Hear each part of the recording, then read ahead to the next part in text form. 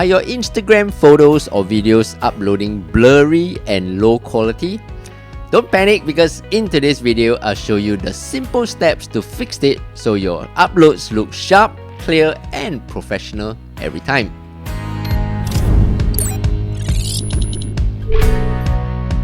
Hey, what's up everyone, I'm Steph, and in this channel, I teach you quick daily tech tips that make your life a little easier.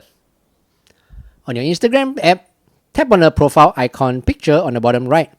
Tap on the 3 lines at the top right.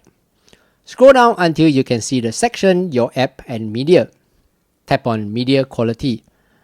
Make sure to turn this option on for upload at highest quality. If you don't turn this on, Instagram will compress your pictures or videos when you upload them, just mainly because for faster uploading. There you go. If you found today's video useful, do give it a thumbs up and subscribe to help this channel grow. Thank you so much. Until the next video, I'm Steph. Take care and bye-bye.